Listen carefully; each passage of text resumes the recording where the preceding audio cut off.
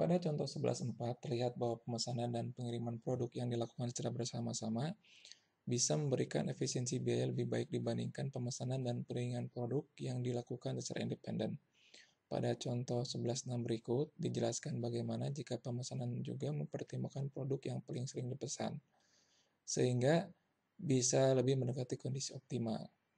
Misalkan data-data seperti pada contoh 11.3 dan 11.4, namun dengan mempertimbangkan model mana yang perlu dimasukkan dalam setiap pemesanan dan model mana yang tidak perlu.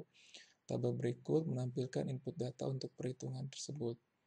Di sini ada demand per year, common order cost, product specific ordering cost, ada unit cost, dan juga holding cost.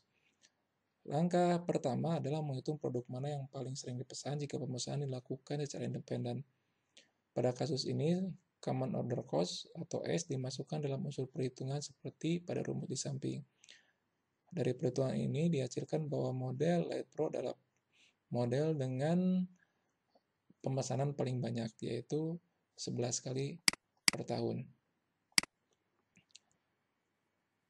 Langkah kedua adalah menghitung frekuensi pemesanan jika hanya mempertimbangkan produk spesifik fixed ordering cost, ya, seperti pada rumus di samping. Sehingga dihasilkan untuk Light Pro ada 24,5, kemudian Med Pro 7,7, dan Epi Pro 2,4 kali, ya.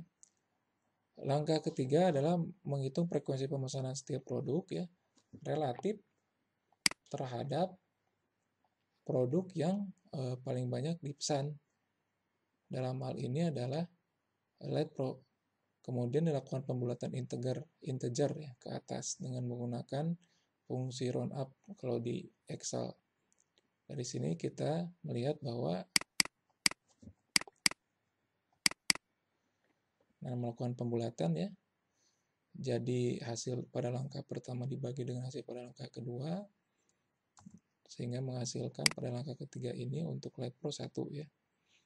Artinya Light Pro selalu ikut, ya, dalam setiap kali pemesanan.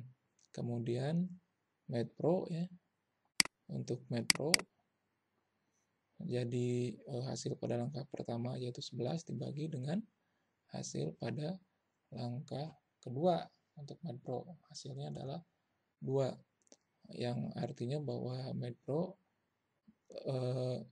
ikut dalam kelipatan 2 pemesanan, ya. Kemudian Epi Pro ada 5, ya, artinya produk tersebut masuk dalam pemesanan setiap kelipatan kelima, ya. Nah, sini. Nah, sesudah kita mengetahui frekuensi relatif pemesanan terhadap setiap produk terhadap produk yang paling sering dipesan, langkah keempat adalah kita menghitung kembali frekuensi pemesanan optimal, ya, dengan menggunakan rumus seperti ini, ya, dengan memasukkan hasil perhitungan pada langkah ketiga. Dari sini dihasilkan bahwa frekuensi optimal untuk Light Pro adalah 11,47.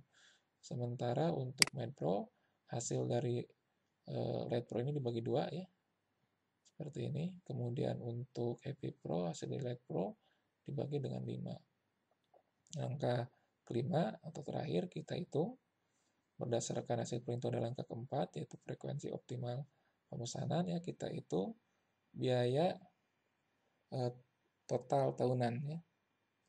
Nah, seperti dengan rumus di samping ini, sehingga dihasilkan bahwa biaya total tahunan, ya, dengan menjumlahkan ketiga model tadi adalah 130.766 US dollar.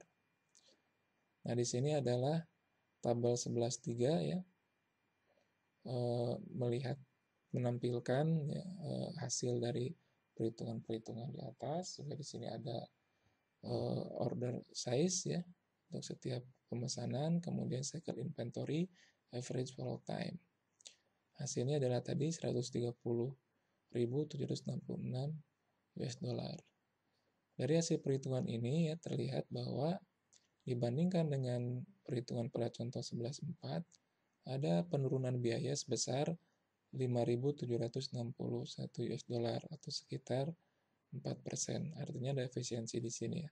Nah, ini terjadi karena tidak setiap produk itu diikutkan dalam pemesanan, sehingga untuk setiap pemesanan ya ada pengurangan ya untuk biaya pesan setiap yang spesifik setiap produk $1.000 ya.